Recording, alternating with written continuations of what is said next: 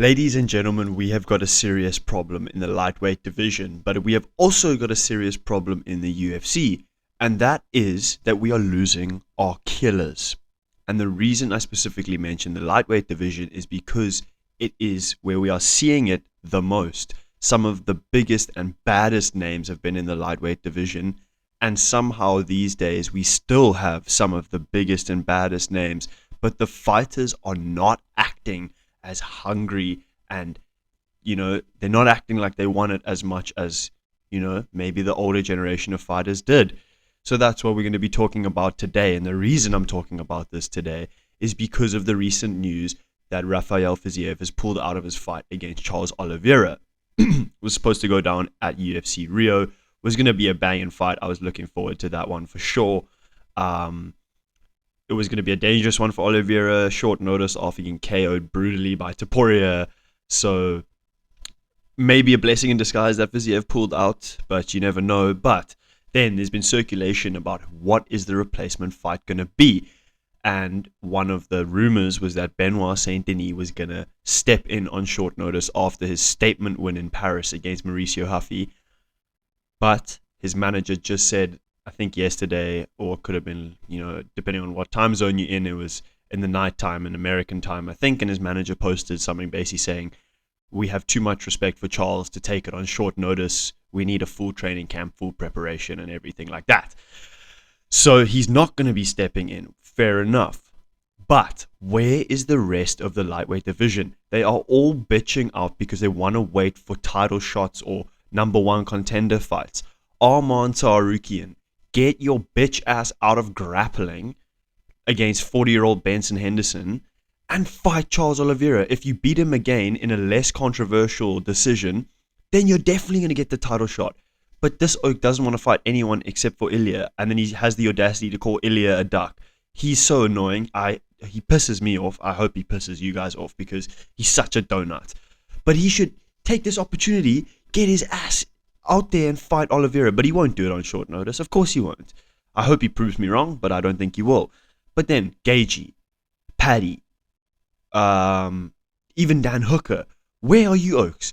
Paddy the baddie, you're supposed to be Paddy the baddie, and you won't. You're definitely not going to come step in short notice and fight Oliveira. Another fight, statement win, and you can jump the line to get the title shot. But these oaks don't seem like they want it. They don't seem hungry enough.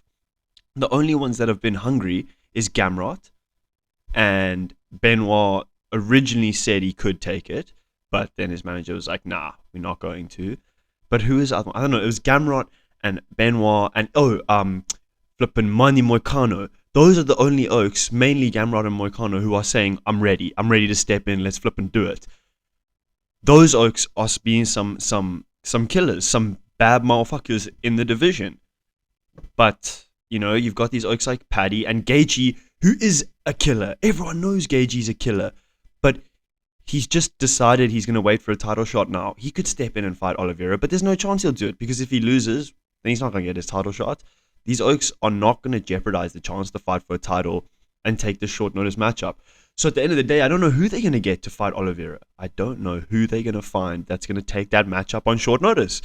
I don't know. I think it's a great opportunity for some of these guys to step in, take a short notice fight, make a statement win against Oliveira in Rio, in Brazil, in his home ground, and call for the title shot next. If Moicano takes this fight against Oliveira and beats him, I'll say Moicano for a title shot. I don't even care at this rate.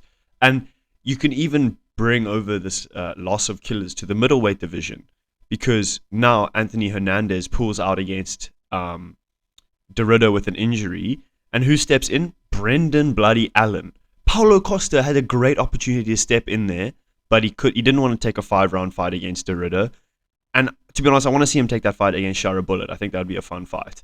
So I don't really mind that with Paulo. But still, opportunity to take a short notice fight against RDR, a big step up. And if he wins that, he's back in title contention, so to speak. So missed opportunity from Costa. Adesanya sitting on his ass still, waiting for Strickland, because Strickland obviously still has his ban. But Adesanya wasn't jumping in on the chance to fight RDR. Whether or not people actually wanted to see that is irrelevant.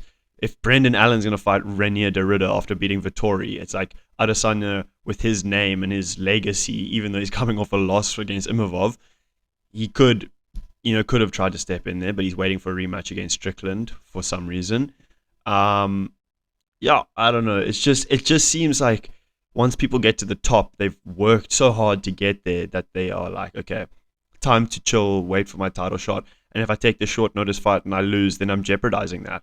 So I guess we'll see. Maybe I'll get proved wrong. Maybe there'll be a couple lightweights who step in to fight Oliveira now. Who's gonna step in is gonna be the big question. I think whoever steps in should get rewarded in some way. And if they beat Oliveira on short notice in Brazil, they probably will get rewarded in a big way.